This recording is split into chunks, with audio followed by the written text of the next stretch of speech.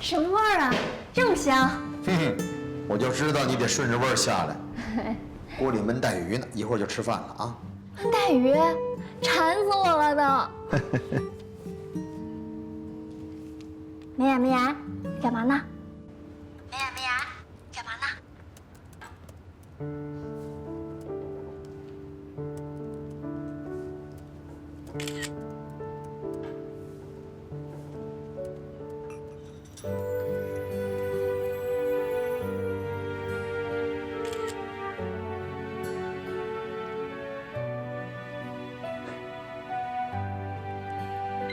你等着，我一会儿给你送宵夜去。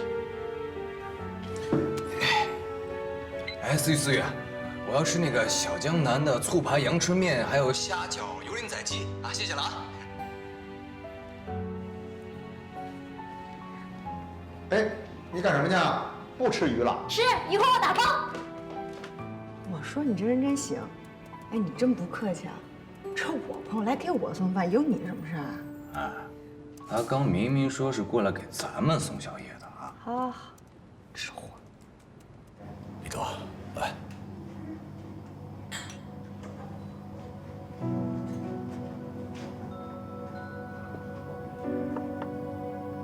怎么了，林叔？是不是因为受伤，怕影响到店里的生意啊？头头跟我这么多年了，就算没学得我全部的是这个手艺，学个5成6成还是有的。店交给他呀，不用担心。那是因为林美雅的事情吗？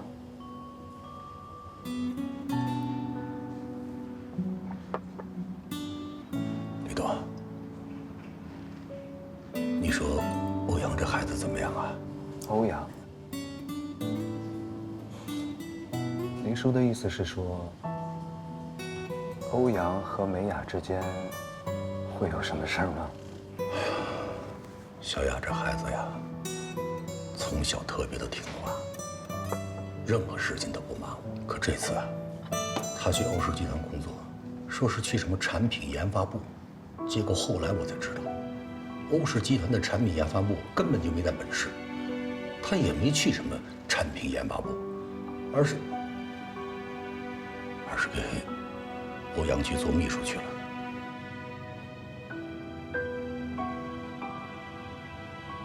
之前我就劝过他，少跟那个欧阳接触，陈哲他会误解的。结果他不听啊，好好在一起的2个孩子呀，20年的感情，说分手就分手了。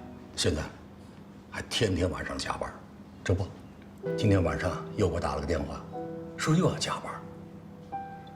我是担心他跟欧阳。我知道，你跟欧阳是好朋友。其实我也不是说欧阳这小伙子不好，我这不是担心美雅吗？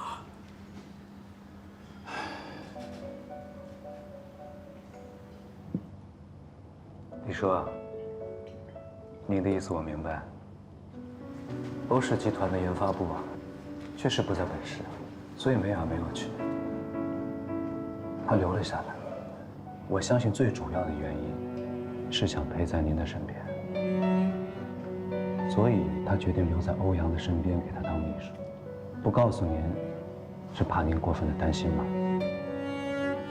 据我所知啊，这段时间他们手里有一个策划案，这个策划案比较重要，所以他们的压力非常大。既然他们说现在在加班，就一定是在工作，绝对不会有其他的事情。这一点，叔叔您就不要担心了。至于说到欧阳，你别看他平时不太靠谱，但是他呀，做事做人还是有自己独特的原则性的。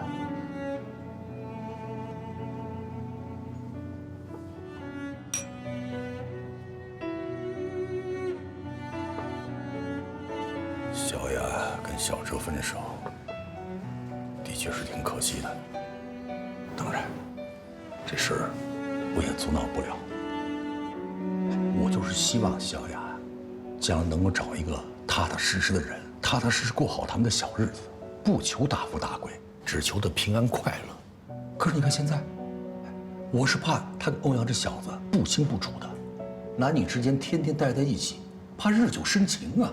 万一他们之间要是发生什么，我这都不敢想啊。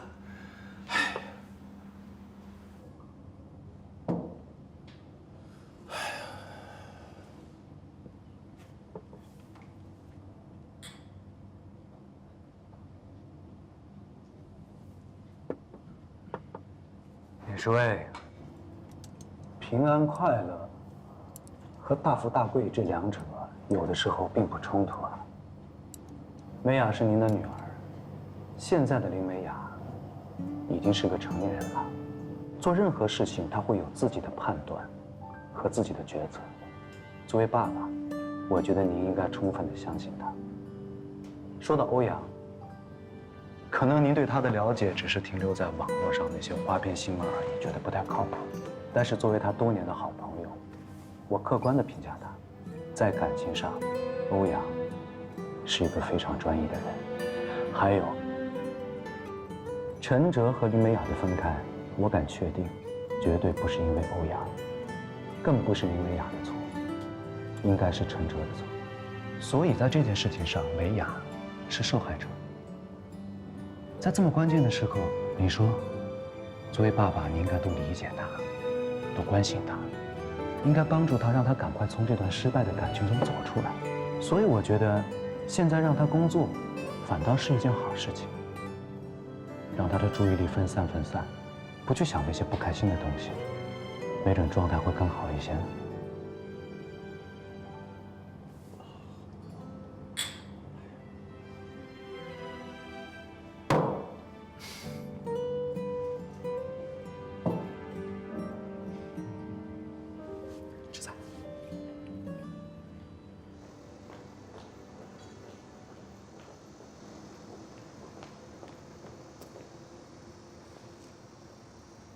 我都到家了，你还跟着我干嘛呀？黎东吩咐过了，让我必须看到你进门才可以离开。那你看着吧。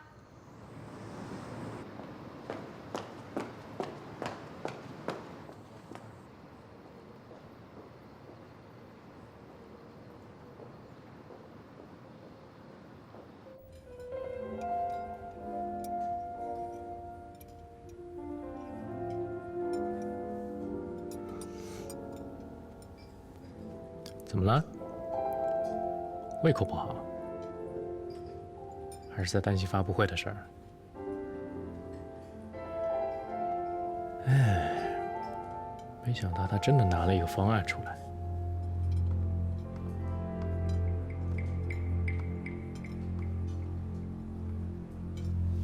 这事怪我没有考虑周全，但是没关系，具体操作的时候才是关键，啊！你那个前女友林美雅，她到底是个什么样的人？怎么突然问这个呢？欧阳从来没有因为任何一个女人跟我那么大动干戈过。林美雅不简单，她到底是个什么样的女人？我真的很好奇。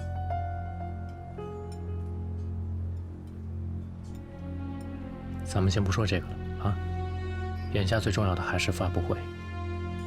一旦欧阳成功的把发布会开起来了，你爸就有理由让他顺理成章的进入董事会，到时候你的局面就更被动了。但是你放心，我不会让他成功的。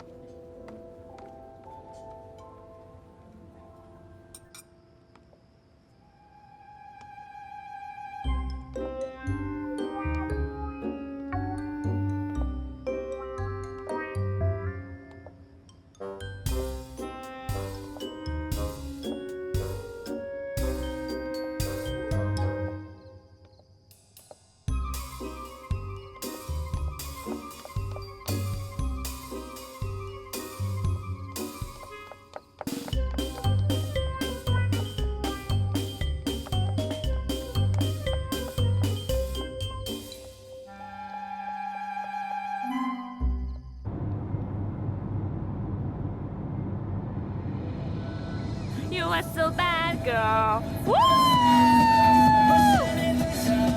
我被打脸，哦，为你不顾一切，抛下全世界。No, you really, really bad girl。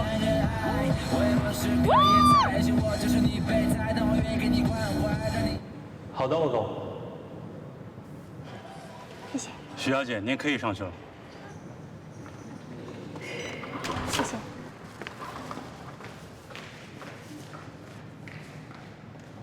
麻烦帮我刷一下卡，我要进去，谢谢。你找谁啊？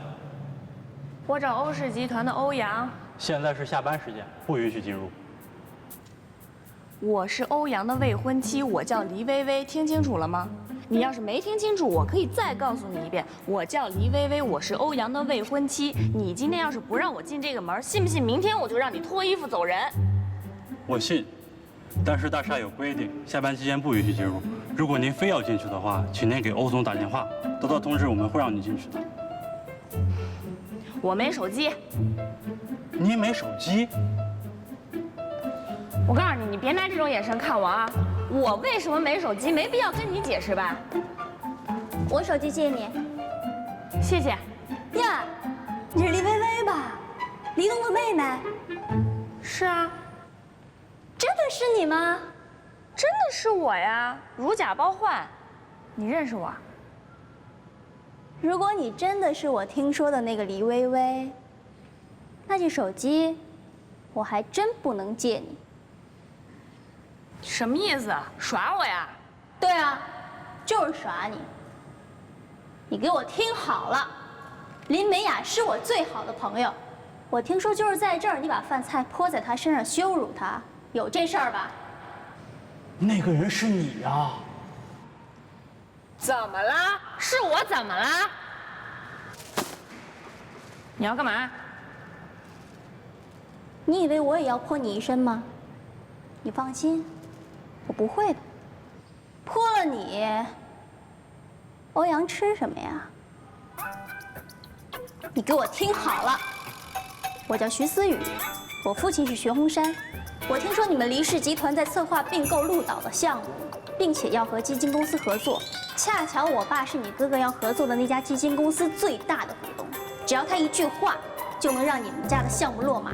所以，为了你们家的以后，我劝你还是乖一点的好。还有，如果再让我听说你欺负林美雅，我会让我爸随时拿你们家的生意开刀。黎薇薇，你给我听好了，人外有人，天外有天，并不是有钱就可以为所欲为，有钱没什么了不起的。再见。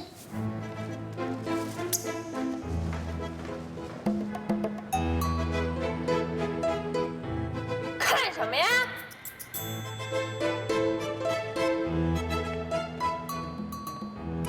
哼，有钱了不起啊！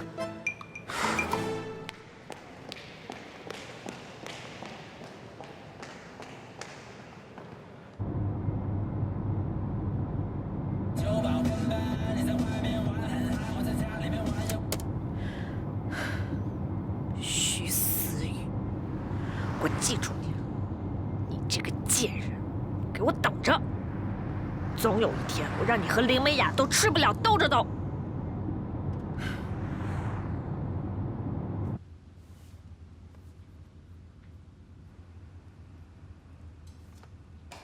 你怎么样啊？你算出来了吗？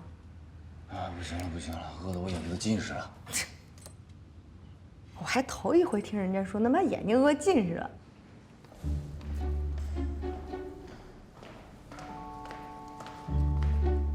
我真的近视了，我什么都看不清，我要吃饭。欧阳，这是几5、3、2。你不会把眼睛离电脑远点儿？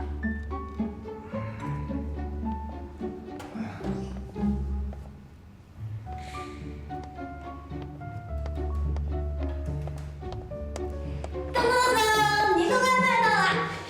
哇，太好了，饿死我了都快！思雨，你终于来了。你是不知道，你要再不来，我估计有些人就得饿瞎了。哇，都是我爱吃。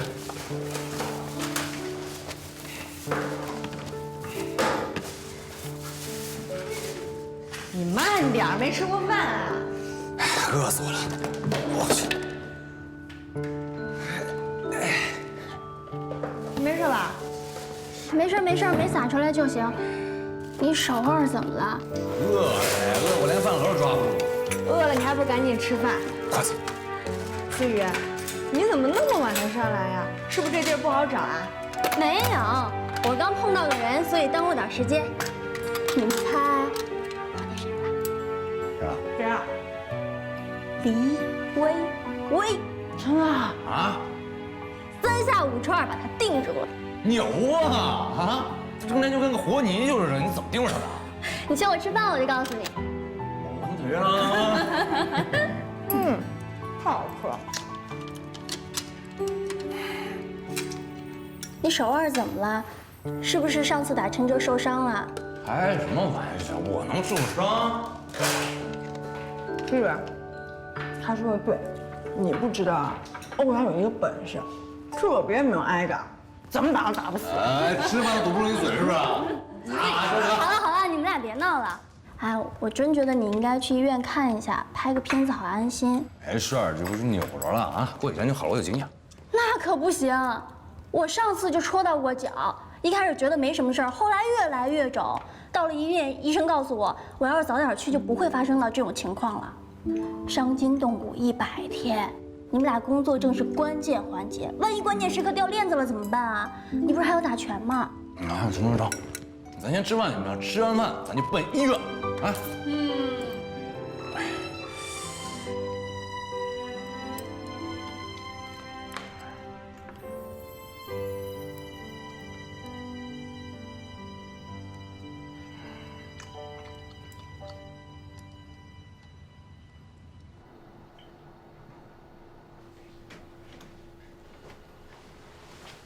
软组织挫伤，严重吗？不严重，轻微的。一般情况呀，静养1到2个月就会恢复了。不用这么长时间吧？因为你这是手腕处，容易活动的部位，所以我建议你上一个固定支架，这样会好得快一点。就这么点小伤，还上个固定支架，有这个必要吗？有。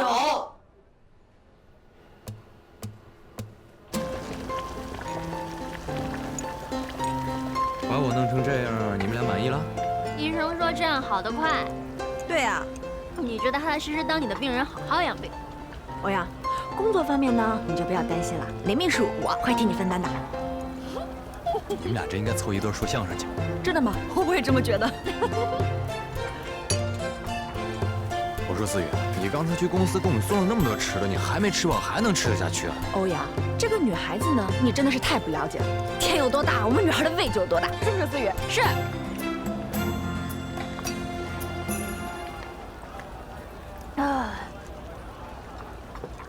迟迟呢？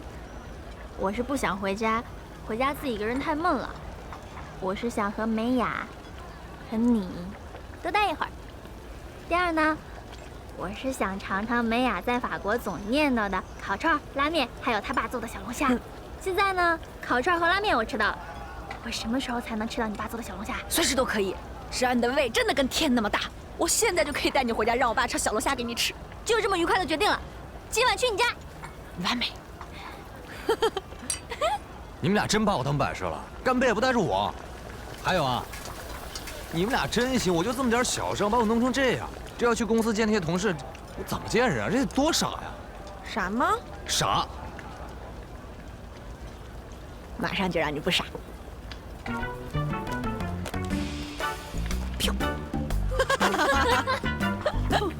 把你的胳膊拿过来。干嘛？你快点儿！你冷静点，别冲动啊！快把你的胳膊拿过来！听啊！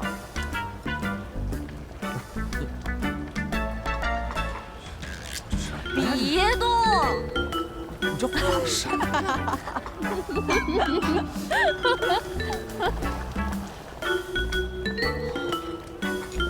你别画了行不行？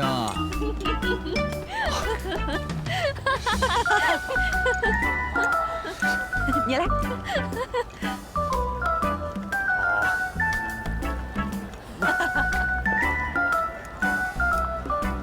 什么呀是？你知道点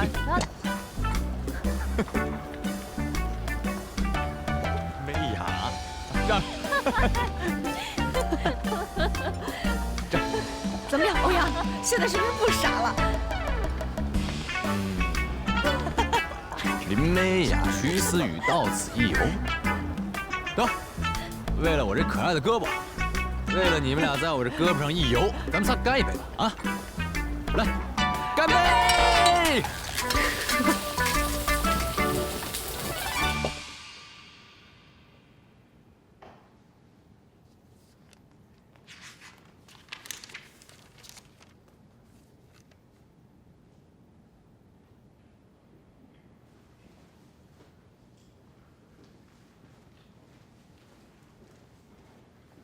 欧阳，过来。爸，你还没睡啊？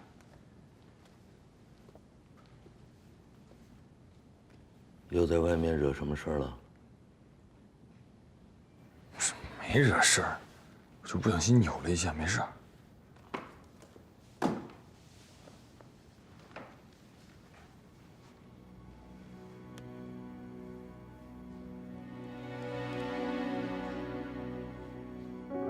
你看看你，什么样子？真没事儿，哎呀，我过两天就好了。欧阳啊，现在是什么时候？是你负责的项目最关键的时候。可是你呢，整天跑到外头去，打仗惹事儿。我原本以为啊，你长进了，结果呢？你还是烂泥扶不上墙啊！你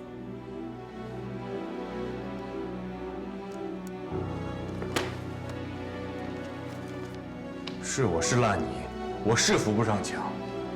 那你直接让我烂在地里算了。你说什么？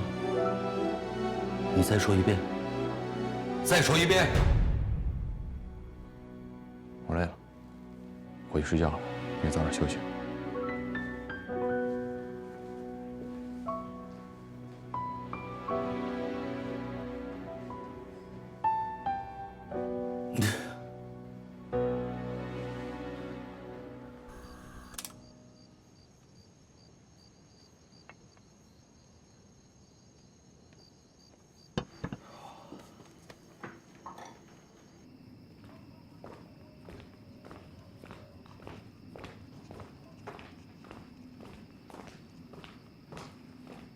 这么晚了，让你老爸给我做小龙虾，是不是不太合适啊？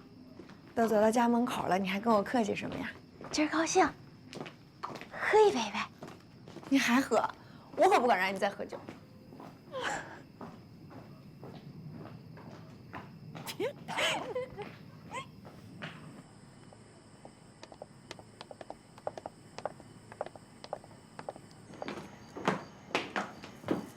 薇娅，小黎叔，你怎么会在我们家啊？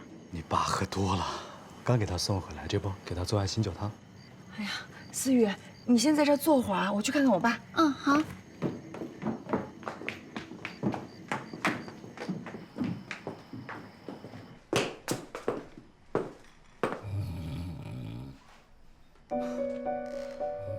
听着呼噜声，一时半会儿是叫不醒了。酸辣汤做好了，你爸睡着了。小黎叔，我爸他胳膊怎么了？啊，在大排档炒菜的时候不小心让油给烫伤了，我已经给他包扎过了，放心吧。那严重吗？不太严重，别担心。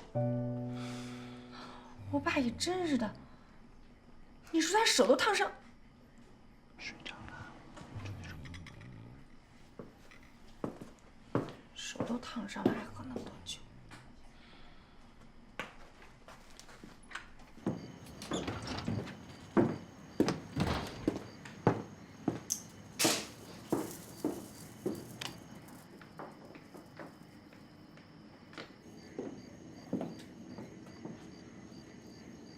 我爸已经睡着了，你惦记的小龙虾今天晚上是吃不上了。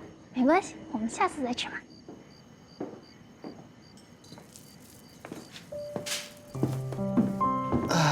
爸爸睡着了，你俩有口福尝尝我的醒酒酸辣汤了。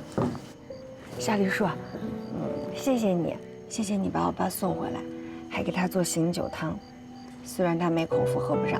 这么说我有点不好意思，不过今天也怪我，一时高兴没搂住他，让他多喝了点儿，下次我注意。哦，对了，小丽叔，我忘记给你介绍了。你好，我叫徐思雨，是美雅在法国的同学，室友兼最好的朋友。你好，米东。你就是李薇薇的哥哥啊？哦，你认识我们家薇薇啊？通过美雅认识的，今天刚好还碰见了，很愉快的聊了几句。思雨，你快点尝尝小丽叔的手艺啊。好。小丽叔，我爸今天为什么要喝这么多酒啊？他有没有跟你说什么呀？我爸最近老是奇奇怪怪的，老是看起来心事重重的。我问他，他也不跟我说。其实也没什么事儿，正好你爸今天不小心烫伤，我给他抹了药。我估计你爸可能就是觉得自己年纪越来越大了，怕你们家店里的生意没人照顾，怕砸了你家的招牌，可能心里觉得有点堵得慌呗。应该没有什么其他的事情。不过你这个当女儿的，等忙完这段时间，应该好好陪陪她了 ，OK？ 我会的。好了，你们先聊，我先走了。醒来的时候给她泡一杯蜂蜜水。知道了。思雨是吧？再见。再见。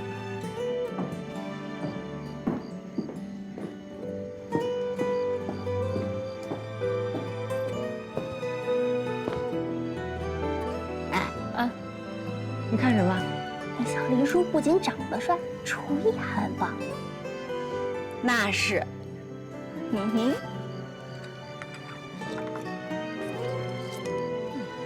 思雨，你说这个世界是不是很奇妙？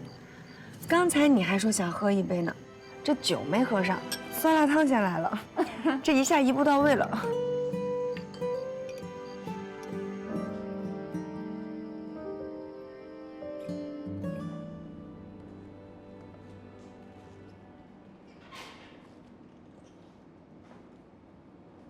你好。哎，你谁呀？你这找谁呀？你有什么事？我是 B 座1701的户主。啊，你就是前2天出事那家是吧？我想看一下那天晚上监控。你要看那晚发生的事是吧？哎，来。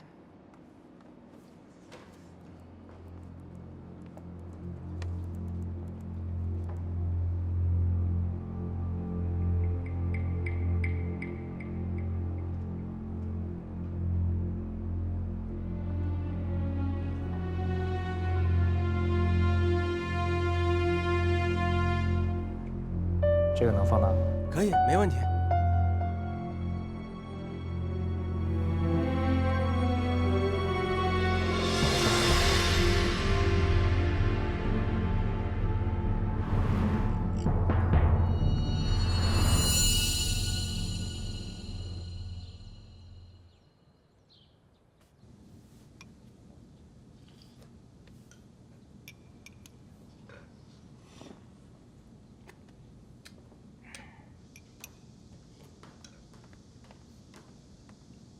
哟，儿子啊，你的手怎么了？受伤了？没事，不小心扭了一下。什么没事儿啊？都打石膏了。没事。你儿子大半夜带着女秘书跑到女秘书前男友的家里，把人给打了。是我亲自到派出所把他接回来的。关键是，女秘书的前男友是咱们公司销售部的经理，得亏人家通情达理，没有追究你儿子的法律责任，否则现在已经在里面吃牢饭了。让我看看。哎，这个是你女秘书画的。啊，还挺好看的。哎，来，放好了，妈喂你啊。你现在知道管儿子了？你说你们两个啊，一个是整天酗酒的妈，一个是替女秘书打架的儿子，真好，真好啊，真好。从小到大你管过他吗？你给他换过一片尿片吗？他从幼儿园到大学，你给他开过一次家长会吗？他生病的时候你在哪儿？我辛辛苦苦把2个孩子拉扯大，你说我不管孩子？妈，爸，我吃好了，我上班去了。坐下。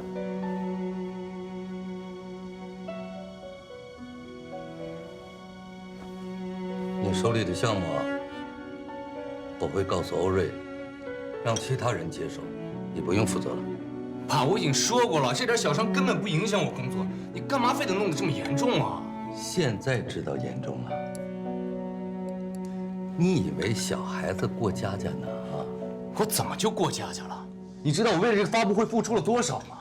我每天熬夜加班，就是想把这件事办好。加班就干这个。你让我怎么相信你能把这件事情做好？儿子，你姐把最棘手的项目交给你来负责，她就是看你笑话，你知道不知道啊？让你在整个集团没有立足之地，让你无力跟她争夺总裁的位置，你知道不知道啊你啊？我姐为了这个公司付出了这么多年，这个位子本来就应该是她的。你这么做对她公平吗？你连我的方案看都没看，就认为我办不到，你这对我公平吗？这个世界上什么事儿是公平的？你是我儿子，欧氏集团唯一的继承人，这一点你一定要时刻记住，啊！一会儿啊，我去公司开个高层会议，我通知大家，你不再负责这个项目了。还有，这个会议你不许参加。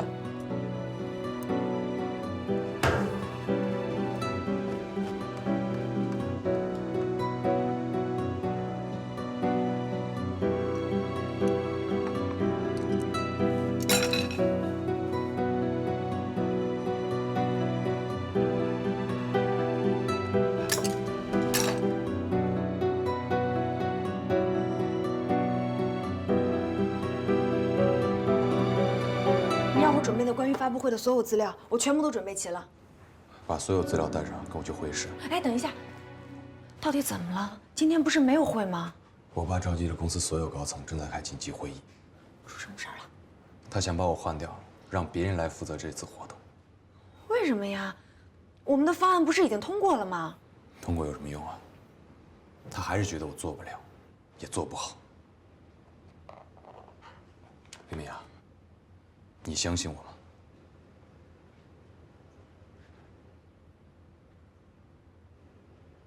我相信。你相信我们能把这次活动做好是吗？我们一定能把这次活动做好。把所有的资料都带上。我们去把活动夺回来。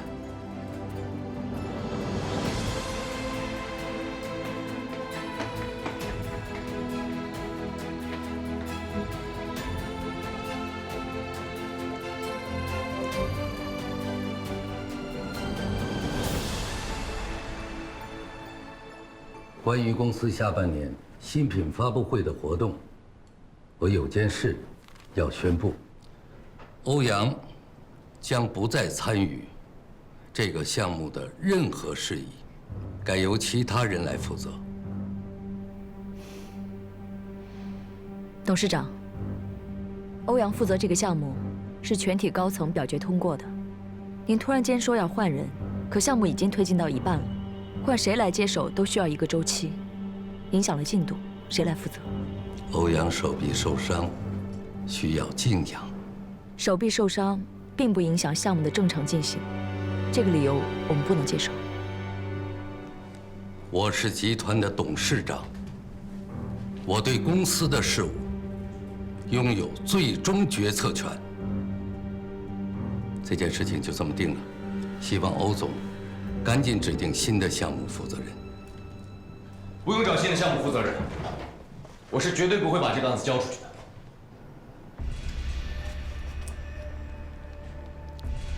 胡闹！现在这个项目跟你没关系了，出去。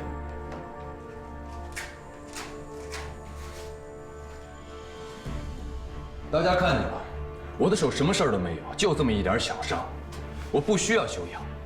刚才总裁说的没错，现在更换项目负责人会影响进度。再说了，我只是手腕受伤，完全不会影响项目进行。而且我们在前期已经做了大量的准备工作，所以，我有信心能把这个发布会办好。这个发布会是今年公司下半年最重要的活动，你以前从来没有过这方面的经验，再加上你受伤，如果因为你的伤势影响了这个项目的运作，你能负这个责任吗？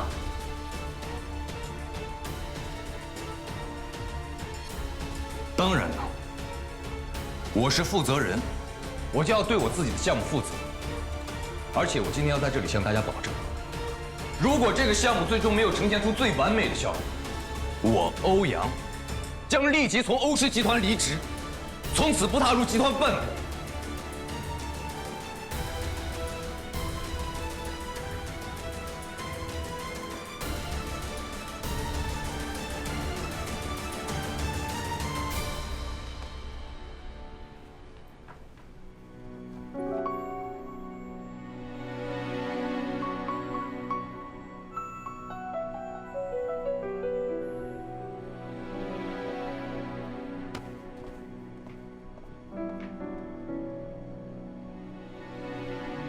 散会吧。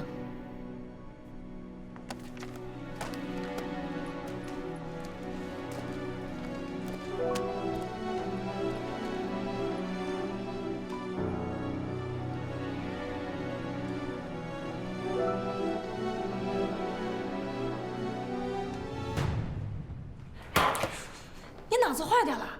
要抢回项目也不用说这么严重的话吧？你知不知道这后果有多严重？你能负这个责任吗？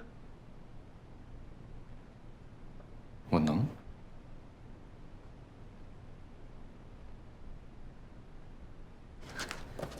加油！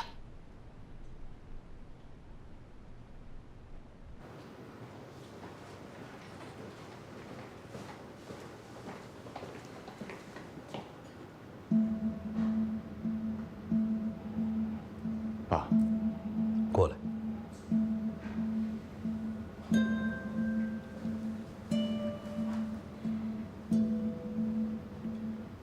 你要知道，今早我对你说的那番话，只是告知你我的决定。你没有跟我讨价还价的余地。当着那么多人的面挑战我，是想证明什么？只能证明你有多愚蠢、多幼稚。我花费了那么多的精力把你带进公司，让你当上副总，我还想让你进入董事会，最终坐在我的位子上。可你刚才的那番话，太让我失望了。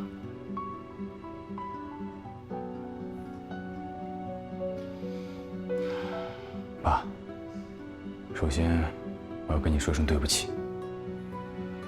但是我有手有脚，我总不能让您一直背着我走路吧？你为我选的路，总有一天我要自己走下去。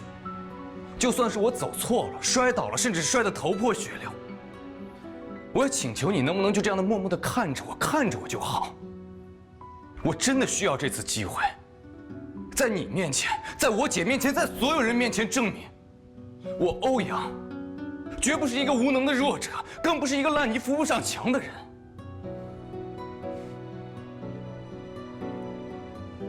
如果这件事我办不成，将来你真的把这个位子给了我，谁又会服我呢？你又真的放心把欧氏交给我吗？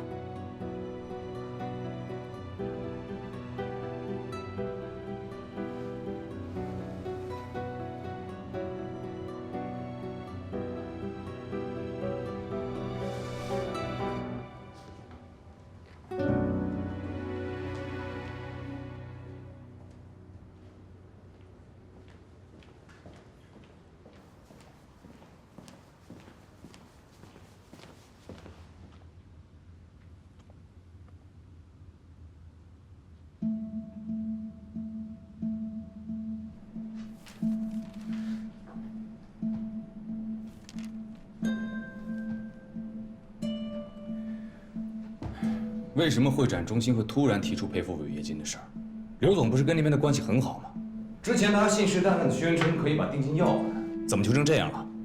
是，本来刘总是这么说的，可是刚刚得到消息，对方又打算跟咱们公事公办了，合同上也确实有单方面违约的责任。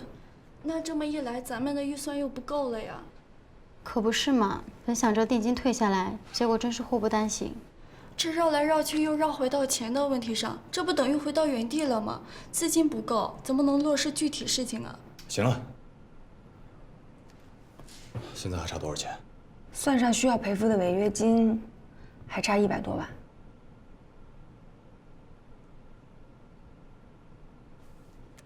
OK， 钱的问题解决了。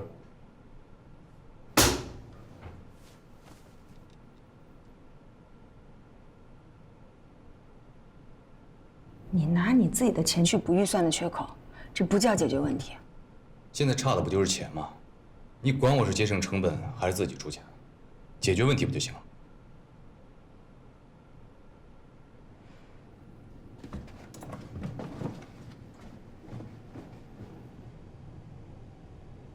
继续工作。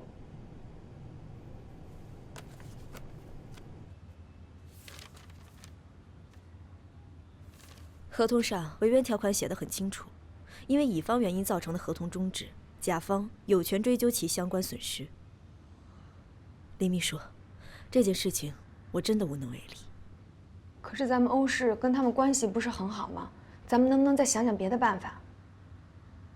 这关系都是建立在互惠互利的基础之上的。本来下个月就是会议展览的旺季，费用是1年中最高的。咱们一下子取消了4块场地，让场地方面损失巨大。这个已经不是用关系就能解决得了的了。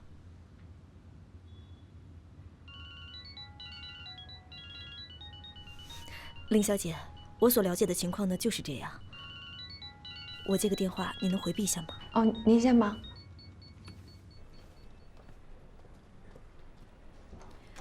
我给你打电话发信息，你为什么不回我？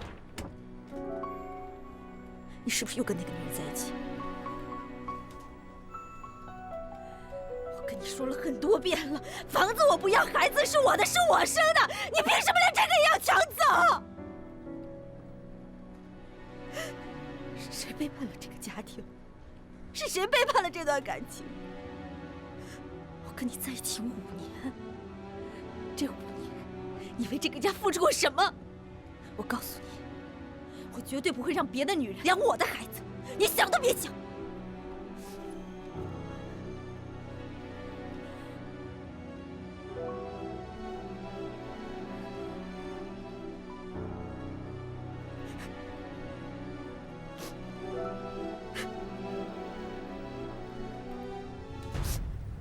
小雅，在俺叔的监督下，我亲自炒的，肯定好吃。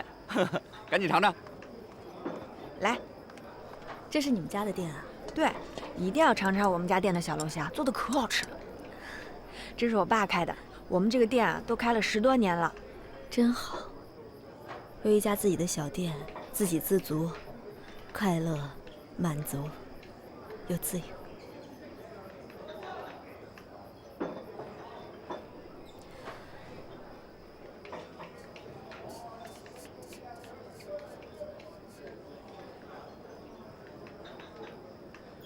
你也听到了，我和我先生最近在争夺孩子的抚养权，让你见笑了。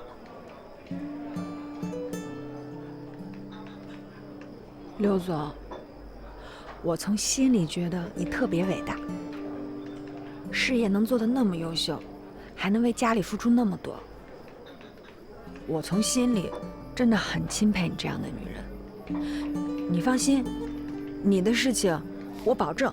我绝对不会告诉任何一个人。谢谢你，美雅。刘总，不管你以后遇到什么样的事情，开心的、不开心的，只要你想跟人说话，想跟人分享，你就来大排档找我，我陪你小酌几杯。没有什么样的事情是一顿小龙虾解决不了的。如果有，我们就再来一份小龙虾。我们家小龙虾管够。好，干杯。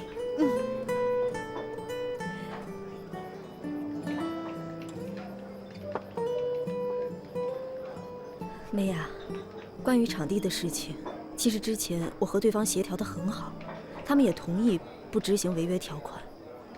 可是，当我去到场馆和负责人取消合同的时候，中途他们接到一个电话，回来之后就摆出一副公事公办的样子，之前的口头协议全部作废。是有人给他们施压了？如果这样，您那边是会有损失的。4个场地的违约金也不是个小数。好吧，只要不影响我们2家的合作关系，我们这边是没问题的。那好吧，我马上就跟刘总说。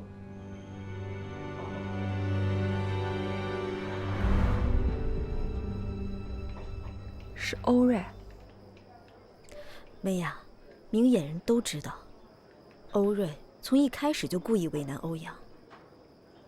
哎，我跟你说这个干嘛？这是他们的家事。你呀，要想在欧氏干得长久，一定要记住明哲保身，做好自己的事情就够了。来。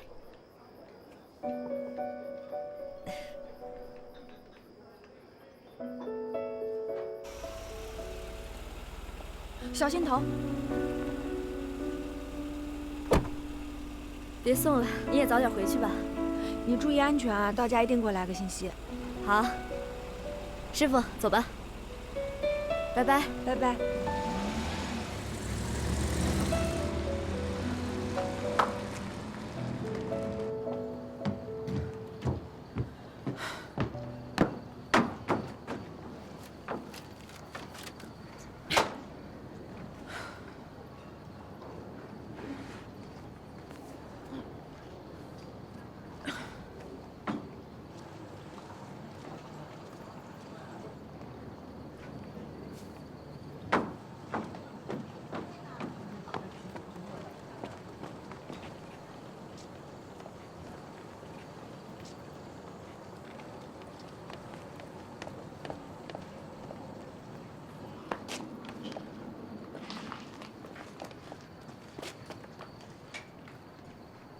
我问你，你最近是不是以工作为由，从早到晚的缠着欧阳？哎，你还要不要点脸？就那么喜欢破坏别人的感情，难怪被你男朋友甩了。谁受得了自己女朋友成天跟别人眉来眼去的搞暧昧？我说李薇薇，你能不能以后没事干多看点书，学点新词儿，别老一套话翻来覆去的反复说，我听的耳朵都要腻了。如果你能把你猜疑和嫉妒的劲儿全部都用到工作上，我相信你能成就一番大事业。你说什么？你说什么？我嫉妒你？哎，你哪儿来的自信啊？应该是你嫉妒我才对。哦，是，我是没有你有自信。我穿成这样，这是我们黎家的传统。我每周我都来这儿干活的。那你知道为什么黎家会有这样的传统吗？我看你根本就不明白。我听说前几天你在欧氏集团遇到了徐思雨，知道自己为什么会完败吗？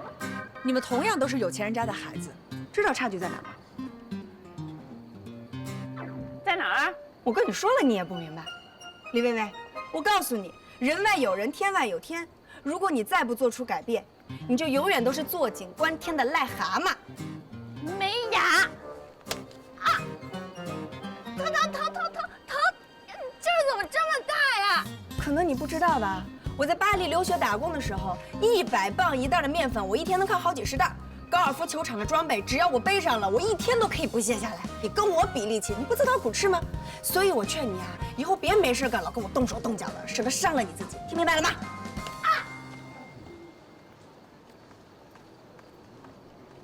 猪啊！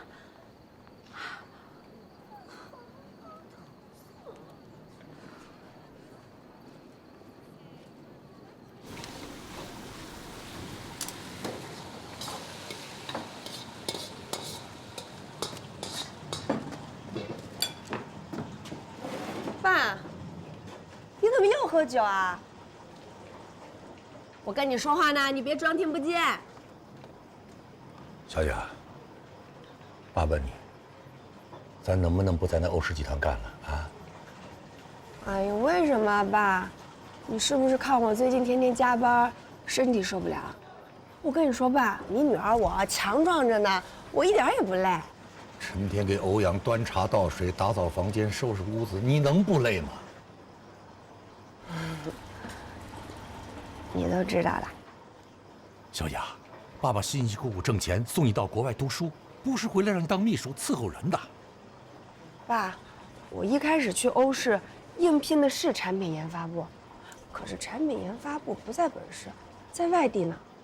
你说我这大老远的从法国跑回来，我就想在你身边多陪陪你。正好欧阳身边缺一个行政助理，我就去了。还有啊，行政助理的工作啊，不止你刚才说的那些，还有好多呢。记录会议、收发文件、管理档案。虽然干的事情很杂，但是对于我来说是一个特别好的学习机会。而且我本来也没打算放弃我的专业，我现在的工作都只是暂时的。好，那我问你啊，欧阳，一个欧氏集团的副总裁，他连个秘书都没有吗？啊，你说你，一没有这方面的工作经验，二没有人脉关系和背景啊，为什么单单就选你呀？爸怕是你受骗呐，你知道吗？你天天在他身边，爸爸觉得是不安全，你知道吗？小雅，爸不求你什么大富呀、大贵啊。只要你能踏踏实实的，爸爸就知足了啊！爸，别人这么想我就算了，你也这么想我啊？你女儿我就是这样的人啊？我和欧阳一点不正当的关系都没有，我们是再正常不过的上级和下级的关系。我们每天晚上加班，纯纯粹粹、的的确确都是在为了工作。你要非这么想我，那我也没办法。小雅。爸最后再问你一次了，咱能不能把那工作给辞了呀？我不。为什么不能辞了这工作呢？哎呀，那为什么一定要辞这个工作呢？爸，欧阳现在的工作遇到了很大的麻烦，我如果在这个时候辞职了，那我就太不仗义了。你说是不是？哎呀，不许喝了。好了，爸。不要再担心我了，没什么事儿，你女儿我好着呢，不许喝了，没收。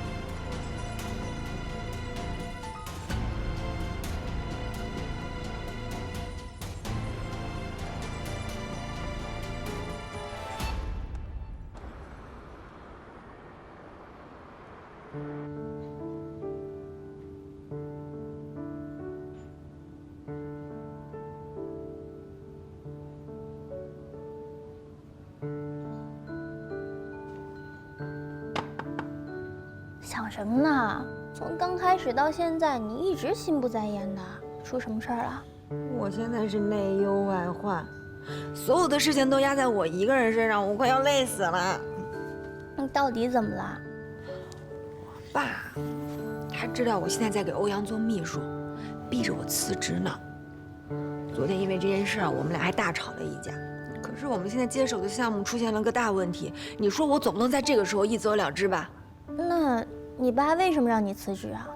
还有你们的项目出了什么问题了？我爸他对欧阳就是有偏见，他总觉得我和陈哲分手是因为他。不是吧？怎么可能呢？这事儿我可帮不了你。工作上的麻烦你说来听听，没准我能帮上忙。还不都是钱闹的吗？欧阳接手这个案子之后，我们就把之前定的场地给推翻了。我们公司的刘小红本来跟他们都谈好了，说把定金给我们退回来。可是不知道欧阳的姐姐欧瑞跟他们达成了什么协议，现在人家不仅不给退定金，还要向我们索赔违约金。你说这不是雪上加霜吗？欧瑞从中作梗，这事儿你怎么知道的？刘小红偷偷告诉我的。刘小红又是谁呀？就是我们公司策划部的一个老总。哦，对了，这件事情我还没有跟欧阳说呢，我不知道怎么跟他开口。你说我还跟他说吗？说。那我怎么跟他说呀？好啦，你就别想了，这事儿你听我的，一定跟欧阳说。这事儿翻篇了，咱不提了。这样，你先告诉我场地费要多少？100多万。你回去告诉欧阳，这钱我借他，先把资金缺口给堵上。天哪！哎，我说，你们这些有钱人，考虑问题都这么简单粗暴吗？欧阳在知道这件事情的时候，也是想拿钱去解决。可是这样做根本就解决不了事情的本质啊！你等我一下，我打个电话。你要给谁打电话？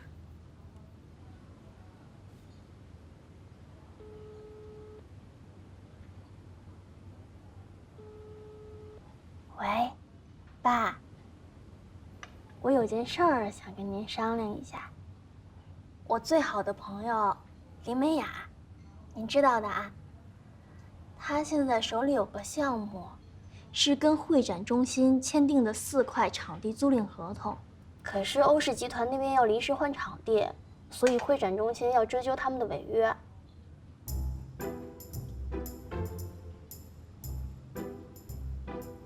他是欧阳负责的。啊，好，好，那我等您电话啊。什么？这事儿我怎么不知道啊？算了，4月，你别为难叔叔了，没关系的。哦，那这事儿就好吧。哎呀，没事的，没事的，思雨，真的没事，你千万别难受。你能为了我的事情给你爸打电话，我真的已经很感动了。这件事情你不要再管了。你笑什么呀？你别笑嘛！你说你刚回来没多久，光忙前忙后忙我的事儿了。你笑什么呀？我也在想法，连你都被我骗了。我告诉你啊，我爸在电话那边说了，他去年收购了会展中心的部分股份，他现在是那儿最大的股东，而且他还向我承诺，他不仅不会追究你们的违约，还会把你们之前交的定金全部退还给你们。我的天哪，徐思雨，你简直太棒了！啊！谁最帅？徐思雨的爸爸最帅。谁最美呀？徐思雨最美呀。谁最帅？徐思雨的爸爸最帅。谁最美？徐思雨最美。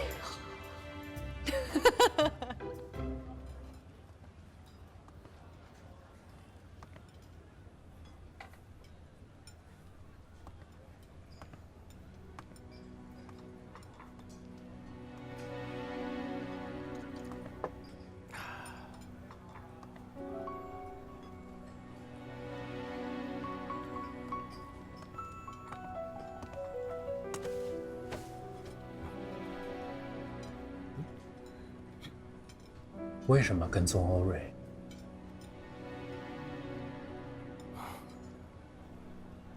小伙子，你认错人了吧？我不认识你啊，我也不认识你刚才说的什么人。服务员，结账。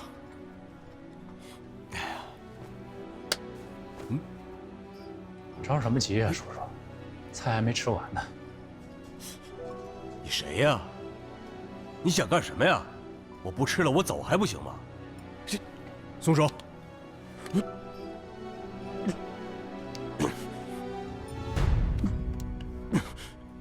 那麻烦你跟我解释一下，为什么你的手里会有欧瑞的口红？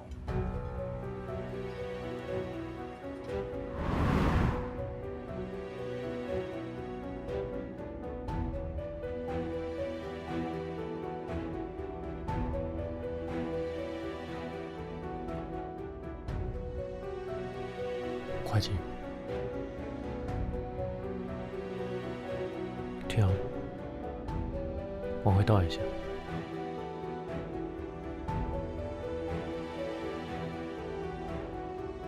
放大。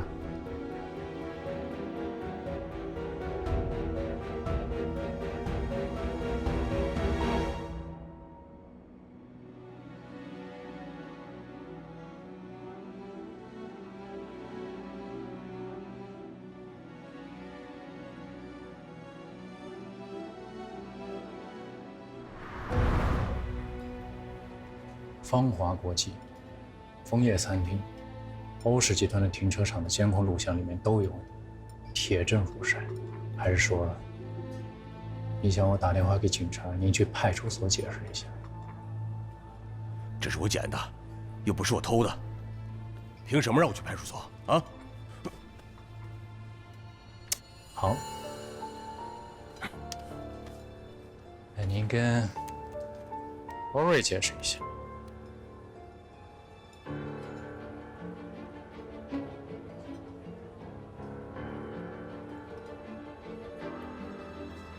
喂，小瑞，我今天遇到一个熟人，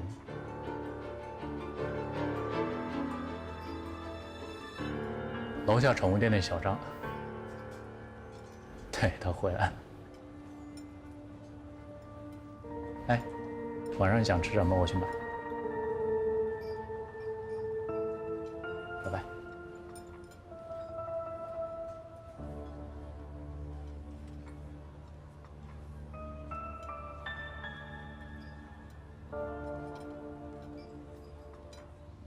好了，问题解决了。我现在问你点正事儿。还有正事呢？什么事儿？黎东，他是不是喜欢你呀？喜欢你个头啊！怎么可能？他是我小黎叔。黎东，黎氏集团的继承人，对你没意思，他能亲自下厨给你爸做醒酒汤吗？哦，那你可真的是误会了。他们两个是老朋友了，都认识10几年了。不过小黎叔这个人嘛，人真的很好，而且他这个人没架子。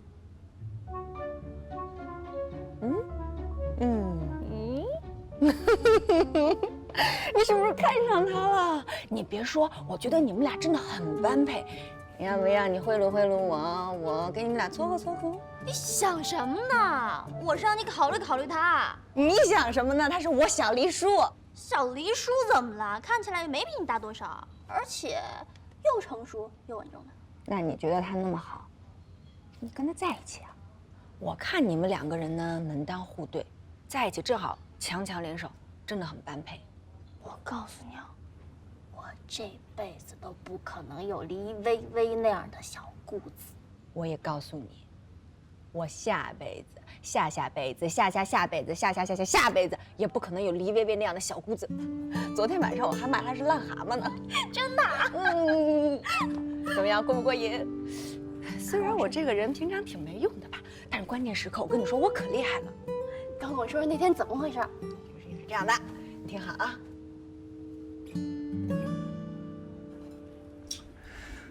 叔叔，刚才也实在对不起，你也别介意。只是您这段时间一直在跟踪小瑞，而且您还捡了他的口红，我担心小瑞的安全，所以我不得不来调查你。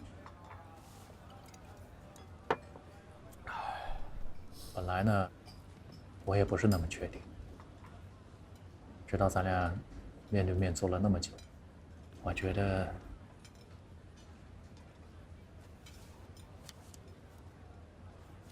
这张照片你应该会很熟悉。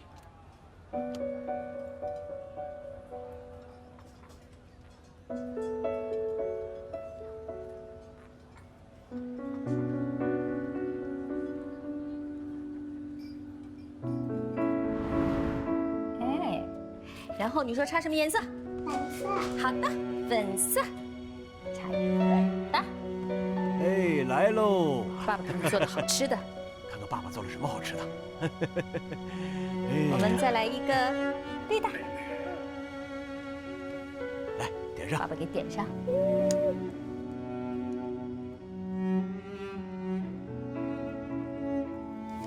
哎，好了，来，哎，预备起！祝你生日快乐！祝你生日快乐！祝你生日快乐！祝你生日快乐！嘿，来吹。真棒！来，哎，对了，拍照。啊好，哎，准备好了，来，来喽！来喽！快，来，来看镜头，哎，看着镜头。1、2，耶！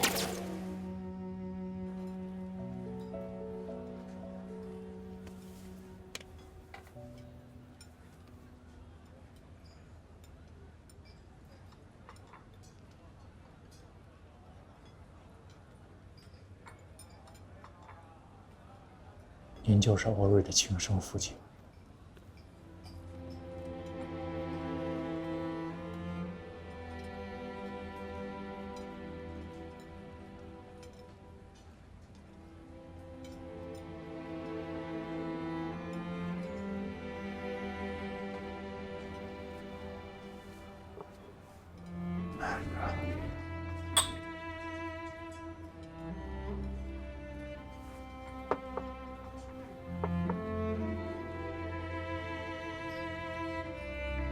我在监狱待了20年，20年，现在什么都没有了。可这20年，我无时无刻不在想着我的女儿。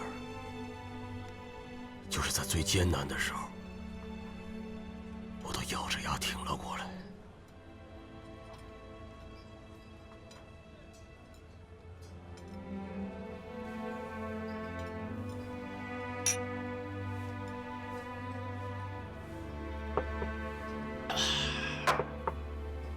但是叔叔，您现在都出来了，为什么不去找小瑞？她现在是欧长林的女儿，欧氏集团的总裁，而我呢，一个刚刚刑满释放、脱离社会几10年的废人。你说有什么脸面去认她？如果她知道了，养育她20年，现在称之为父亲的人，就是当年害他亲生父亲入狱的仇人，你说他该怎么办？他该怎么活？我宁愿他不知道。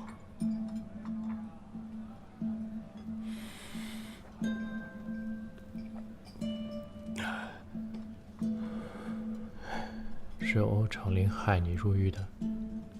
是。当年我们2家公司竞争同一个项目，欧长林用了卑鄙的手段偷走了我的账本。当然，我公司的账目是有些不干净，因为偷税漏税，做了些犯法的事情，而且数目还不小。就这样，因为他的举报，我锒铛入狱。他也因此得到了这个项目。要是没有这个项目，他欧长林也不会有今天。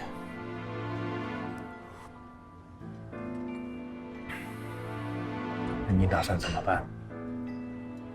就这么算了？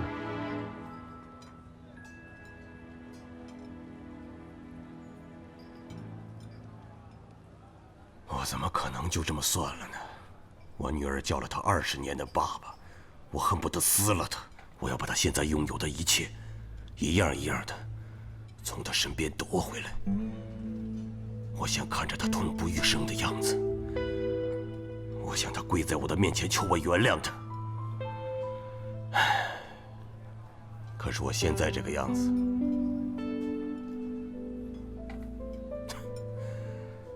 我还能做什么呢？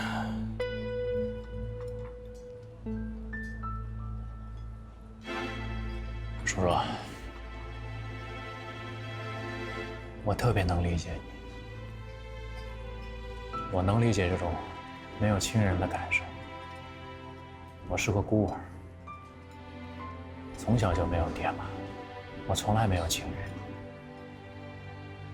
直到遇到欧瑞，他现在是我唯一的亲人。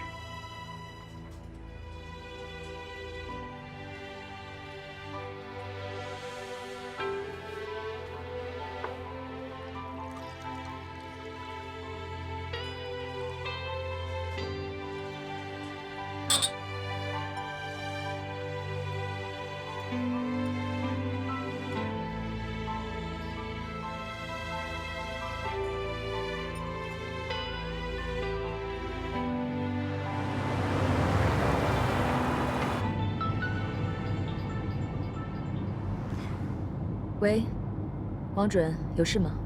欧总，实在不好意思啊，我们还是决定不向贵公司提出违约赔偿了。之前不是说好的吗？你不用担心，即使欧氏赔偿违约金，我们之后的合作关系还是不会变的。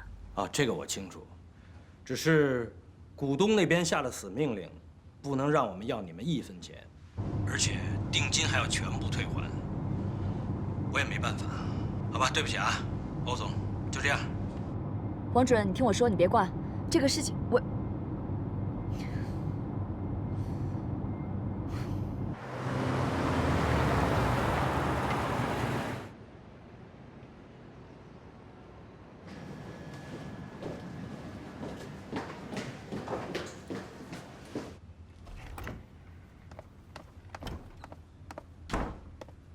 怎么了？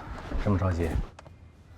会展中心那边告诉我，他们不但不追究违约金，还要将定金全数返还。说什么原因了吗？哎，没事儿。本来就算场馆那边不反悔，他自己也可以拿钱补上资金缺口。这部戏本来就不是为了姜思的。那是为了什么？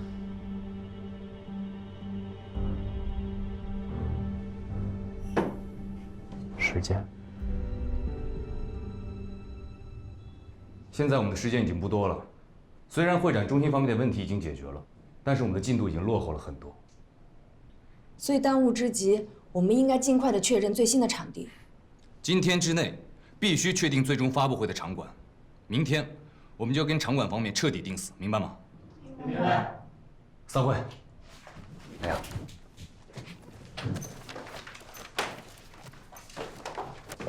怎么会这样？哎呀，我们还是见面说吧。我跟欧总现在已经到了，就在大堂。这儿，我看到你了。哎呦，李小姐，哎呀，实在不好意思啊，哎呀，实在不好意思啊，欧总，昨天这个场馆已经定下来了，而且对方把定金都交了，您看要不要您到别的地方去问问？怎么会这样呢？我们前天不是还沟通过吗？那昨天您没交定金啊？再说这个时间段，是这个展会的高峰时期啊，热门的场馆很抢手的。你们怎么能这样做事情呢？应该跟我提前打个电话。赶紧给夏家打电话，我有种不好的预感。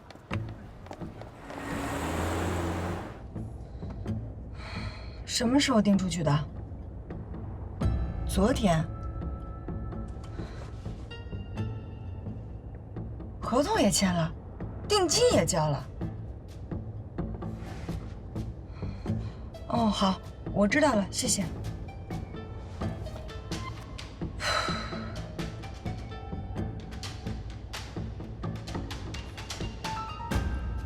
场地昨天定出去了。能不能告诉我对方是哪家公司啊？抱歉，原则上我们是不能透露客户信息的。真抱歉，场地昨天定出去了。真抱歉，这个场地昨天已经定出去了。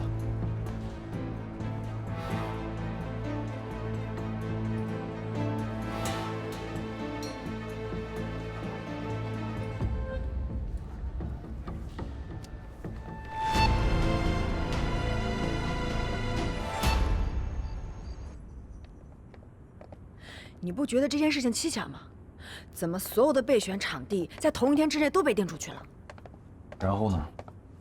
我怀疑有人泄露了咱们的方案信息。方案在之前的高层会议上讨论过，知道的人多了。方案确实是讨论过，可是那些文案上并没有这些场馆的具体信息。咱们备选的这4个场所是在咱们团队的小会议里面指定的，也就是说，除了咱们自己人，没有人知道这件事情。你的意思是有人在我们的团队里安排了眼线？是。哎，你说实话，你是不是有什么事儿一直没跟我说啊？刘小红告诉我，之前的会展中心是要给我们退定金的，结果你姐给他们打了电话，他们就变卦了。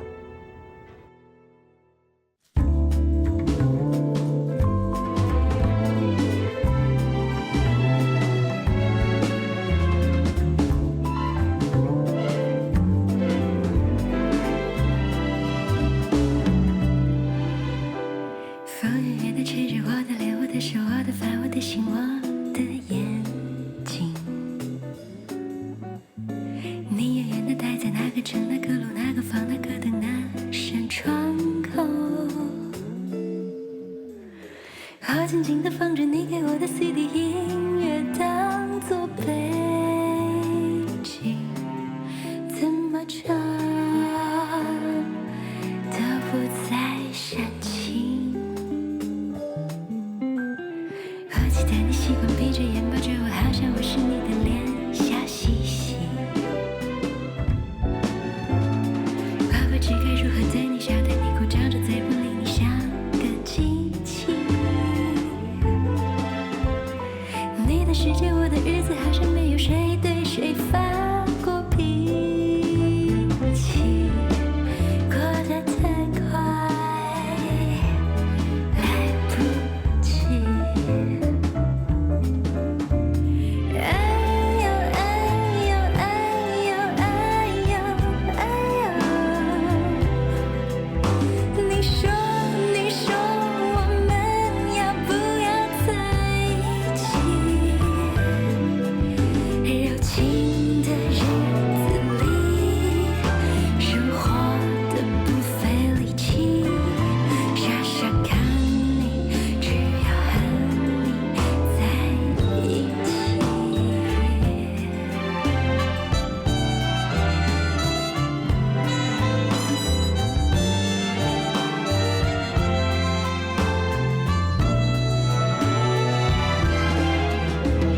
哎呦哎呦哎呦哎呦哎呦，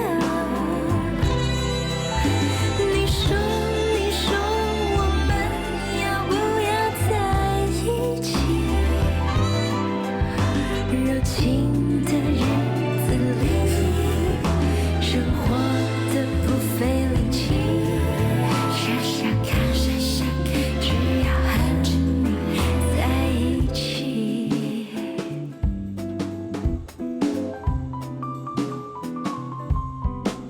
不想现在，只能